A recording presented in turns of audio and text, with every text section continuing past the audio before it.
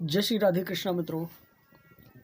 आज हम बात करेंगे हिंदू और मुस्लिम धर्म में दोनों में औरतों के लिए आज़ादी सबसे ज़्यादा किस धर्म में है और सबसे ज़्यादा अच्छा धर्म औरतों के लिए कौन सा है। देखो, वैसे हर कोई व्यक्ति अपने धर्म को विशेष और बेहतर समझता है, लेकिन हम धर्म पर यूं ही बात नहीं करेंगे बल्कि उनके फैक्ट्स पर बात करेंगे।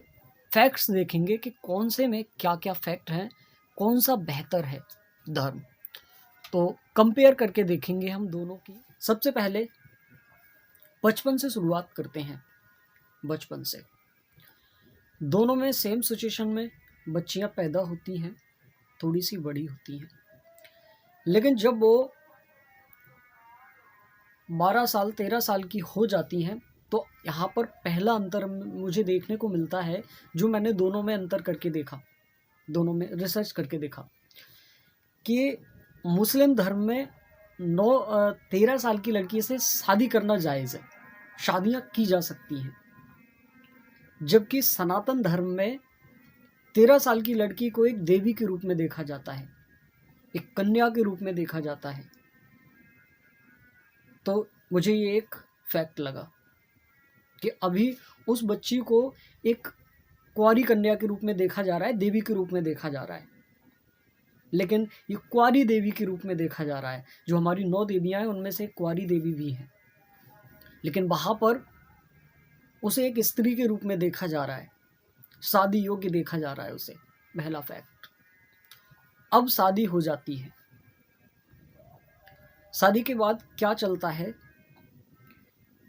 कि हिंदू धर्म में, देखो एक मैं आप यहीं पर बता दूं, हिंदू धर्म में जो घूंघट प्रथा है अभी भी है, वो घूंघट प्रथा पहले नहीं थी। जब विदेशी लोगों ने आक्रमण किया हमारे भारत पर, तब हमें ये घूंघट प्रथा लानी पड़ी, इसलिए ताकि हम अपनी बहन बेटियों को बचा सकें। घूंघट में उनका चेहरा नज़र नहीं आएगा और उनकी खूबसूरती जब विदेशी लोग देख नहीं पाएंगे तो उन पर गलत नज़र नहीं डालेंगे। इस वजह से हमने घूंघट प्रथा चलाई। एक्चुअल में हमारे धर्म में घूंघट प्रथा नहीं थी। तो ये यहाँ पर अभी फैक्ट बताने के लिए मुझे ज़रूरी था, इसलिए मैंने बता दिया। तो शादी के बाद हमारे हिंदू धर्म में औरतों के लिए आज़ादी दी जाती है, छूट दी जाती है। अभी तो थोड़ा सा घूंघट प्रथा है, तो थोड़ा सा सम्मान करना रहता है, जो बड़े होते हैं उनके सामने घूंघट से ढकना रहता है। बाकी हम आज़ादी से घूम सकती हैं, औरतें जो लड़कियां हैं। लेकिन मुस्लिम धर्म में शादी के बाद उनको घर के अलावा, मुझे लगता है कि कहीं आने जाने की इजाज़त ही नहीं रहती। जैसे मॉल में घूमने की, अपनी मार्केट में घूमने की बहुत कम इजाज़त होती है तो हस्बैंड के साथ जाएंगी, ऐसे कुछ। जबकि हमारे हिंदू धर्म में काफ़ी आज़ादी होती है। लेकिन हाँ, मैं एक बात फिर बता दूं, नई शादी होती है तो दोनों पर प्रतिबंध होता है। हिंदू धर्म में भी आदमी के साथ ही नई अगर लड़की है तो साथ में ही जाएगी, ये दोनों में सेम रहता है। लेकिन मुंह ढकने की बात आई तो हमारे सनातन धर्म में ये शादी के बाद मुंह उघार के चल सकती हैं, एकदम मार्केट में घूम सकती हैं फ्री होकर, मुंह ढकने की कोई ज़रूरत नहीं है। लेकिन मुस्लिम धर्म में उनको अपना मुंह ढकना पड़ेगा, जो बुर्खा होता है उनका, हिजाब होता है, उसे पहनना पड़ेगा। मतलब उनको बंद कर दिया, जो कि इधर से आज़ादी है। अब इससे थोड़ा सा आगे बढ़ते हैं तो मुस्लिम धर्म में जो शादी के बाद लड़कियों को बच्चे पैदा करने की मशीन जैसा समझा जाता है, क्योंकि वहाँ पर इतने बच्चे पैदा किए जाते हैं। वो किस पीड़ा से गुजरती है लड़की, ये केवल वही बता सकती है। जबकि हिंदू धर्म में ऐसा कुछ नहीं है, 2-3 बच्चे होते हैं, अपनी आने वाली पीढ़ी को बनाए रखना होता है, इससे ज़्यादा वो कुछ नहीं करते हैं। तो यहाँ पर उनको एक राहत मिल जाती है, राहत मेंटेनिंग में मिल जाती है, राहत उनको जिम्मेदारियों से भी मिल जाती है। ज़्यादा बच्चे होते हैं तो ज़्यादा जिम्मेदारियाँ होती हैं, ये एक फ़ायदा होता है, फ़ायदा ही है। अच्छा, दूसरा, इसे एक देवी के रूप में भी देखा जाता है। जो मर्द होते हैं वो औरत से ऊपर नहीं जा सकते। लेकिन इस धर्म में औरत को हमेशा मर्द के अंडर में ही रहना पड़ेगा, इस्लाम धर्म में। ये फैक्ट है, आप चेक कर लीजिएगा जाके।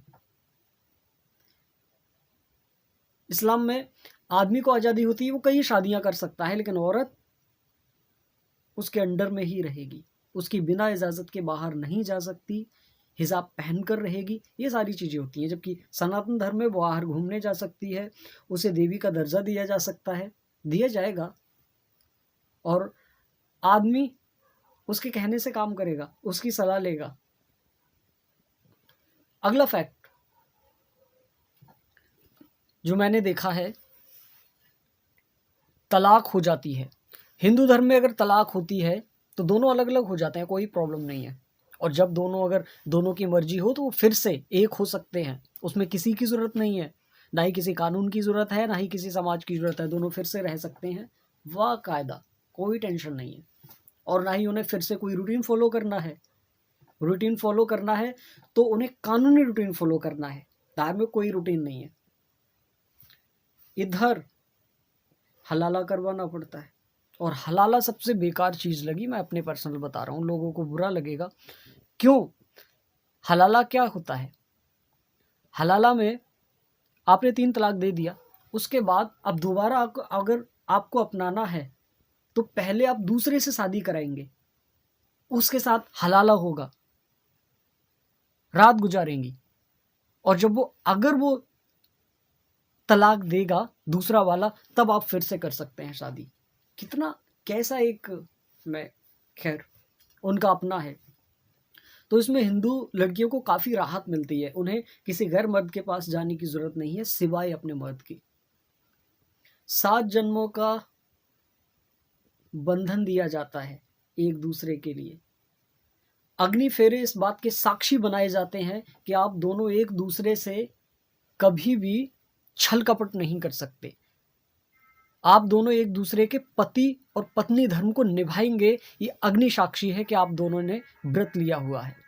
जबकि इधर जब मर्जी हुई तब उन्हें उसको तलाक दे दी लड़की को, जब मर्जी हुई तब अपना लिया, जब मर्जी हुई तब दूसरे से शादी करा दी। ये काफ़ी डिफ़िकल्ट चीज़ें हैं कि सनातन धर्म में जो औरतें होती हैं उनको माँ दुर्गा का स्वरूप माना जाता है। वो घर में तो पूजती हैं, सभी सम्मान करते हैं, छोटे बड़े सब सम्मान करते हैं, घर की लक्ष्मी माना जाता है, किचन से लेकर मंदिर तक उनका राज चलता है भाई। और अच्छी बात यह है कि घर में तो उनका सम्मान करना पड़ता है, मंदिर जाओ तब भी वो वहाँ पर विराजमान है देवीय रूप में, दोनों रंग उनका सम्मान हो रहा है दोनों तरफ। जबकि इस्लाम धर्म में ऐसा कुछ नहीं है, उनको घर में रखा जाएगा बस। अच्छा, उसके बाद मैंने देखा है जब वो बूढ़ी हो जाती हैं, तब उनको, जब वो बूढ़ी हो जाती हैं तो हमारी एक बै माता होती है जो कि पूरे ग्राम की रक्षा करती हैं, उन्हें बै माता बोलते हैं, पूरे ग्राम की रक्षा करती हैं। वो सबसे एजिड माता है, तो उनका स्वरूप माना जाता है, जो हमारी बड़ी बूढ़ी माता होती हैं उनका स्वरूप उन्हें दिया जाता है। फिर जवानी में दुर्गा माता का और बुढ़ापे में उन्हें बै माता का स्वरूप माना जाता है, इस तरीके से सम्मान किया जाता है। लेकिन इधर वो सम्मान नहीं है। तो कुल मिलाकर इज्जत, सम्मान और आज़ादी की बात की जाए तो सनातन धर्म काफ़ी फ्रीडम देता है, काफ़ी अधिकार भी देता है, बहुत सारे अधिकार देता है सनातन धर्म स्त्रियों के लिए। तो ये चीज़ें मुझे बहुत अच्छी लगी। बाकी सनातन धर्म की अपनी खूबसूरती है, इस्लाम की अपनी खूबसूरती हो सकती है, लेकिन जहाँ तक मैंने देखा है स्त्रियों के मामले में ये काफ़ी सशक्त है।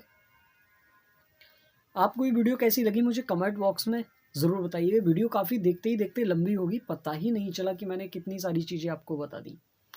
ठीक है, मिलते हैं नेक्स्ट वीडियो में, तब तक के लिए राधे राधे।